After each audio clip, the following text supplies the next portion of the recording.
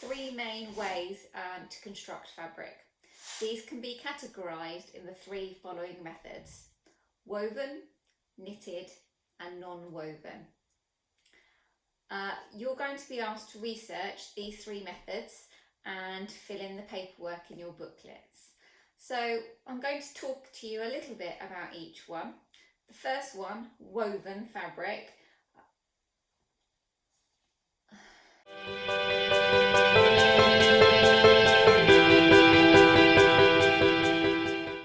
First, we're going to look at the bink mat, just because I think it clearly demonstrates our woven fabric. We've got threads running across from side to side, and we've got threads woven up and down. And these woven fabrics in these directions have specific names. So one is called weft and one is called warp. I have a little way to remember that. So right to left is weft, and then the up and down threads, they're your warp threads.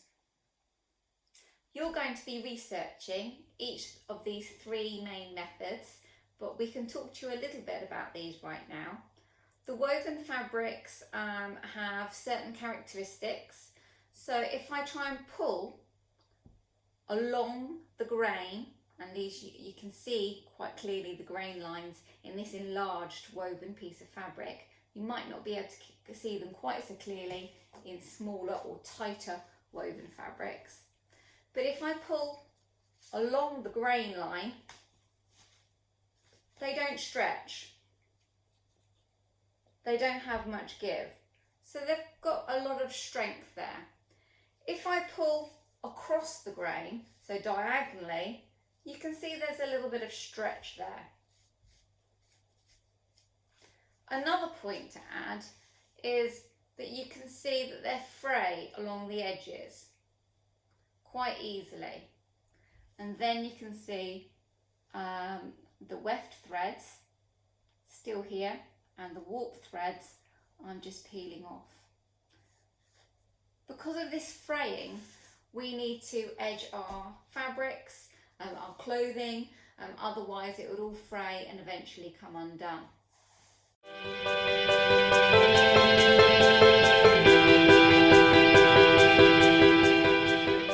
The next method we're going to talk to you is about knitting.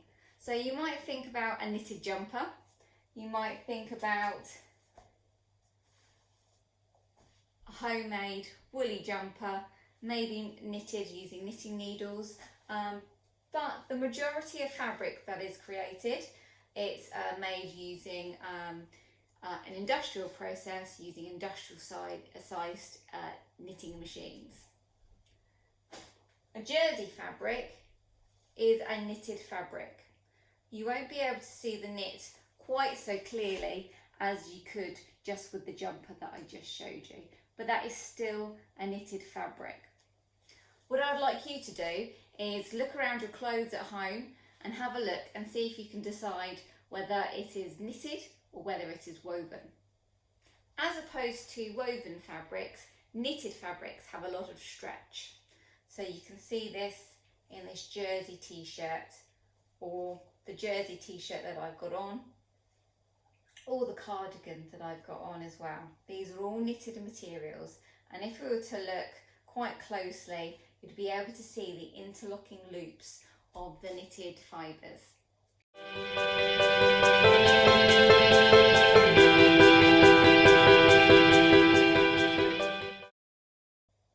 The last method we're going to be talking about is non-woven. A popular non-woven fabric would be felt. Felt is a fabric that we're going to be using quite a lot during term one. There's a couple of reasons why. Unlike woven fabrics, felt doesn't fray as well. The only time you'll be able to see it is these little fibres just being able to pull off. But it doesn't fray like the woven fabric that we just showed you. So we're going to be using this to practice our stitching. Because we're going to be doing a lot of hand sewing, we're not going to be using a sewing machine to neaten those edges. So here, its property of not being able to fray easily will really help us. The fabric is made up of small fibres.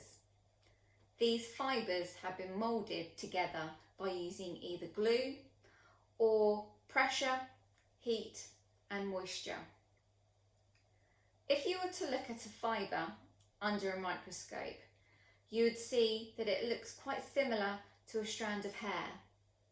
It has lots of scales on the fibre, and these scales can interlock together.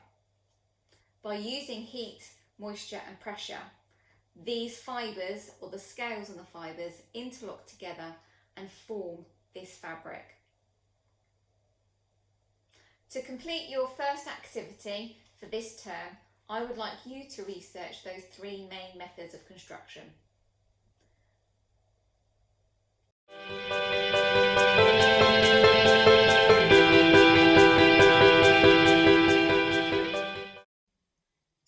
Weaving is a method of making fabric on a piece of equipment called a weaving loom.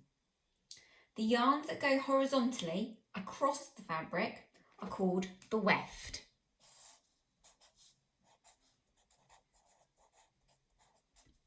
The yarns, or the thread, that run in the other direction is called the warp.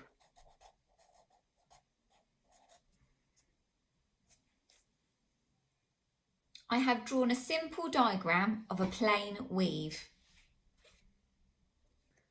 Knitted fabrics are made up of a range of interlocking loops. The loops run through the fabric and hold the fabric together. If the loops are broken, then the fabric will come apart. One of the characteristics of knitting fabrics is that it has a high elasticity and stretch. It's these loops that give the fabric its stretch and makes it easily usable or wearable for t-shirts, sweaters, sportswear and anything that really you need a little bit of stretch in. Non-woven fabrics are made from fibres. What is a fibre?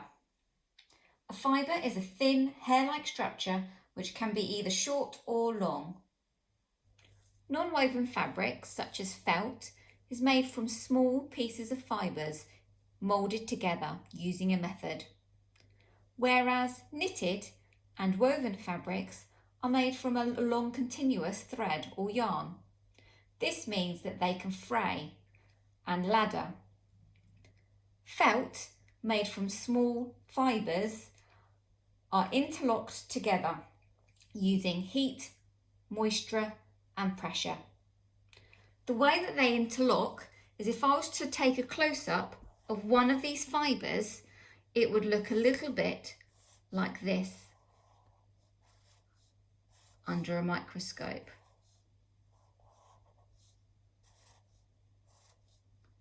These are scales.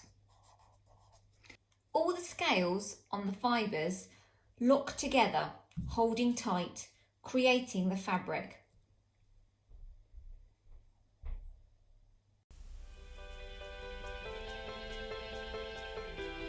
Now complete your own research on the main fabric construction methods and complete questions 1 to 6 in your workbook.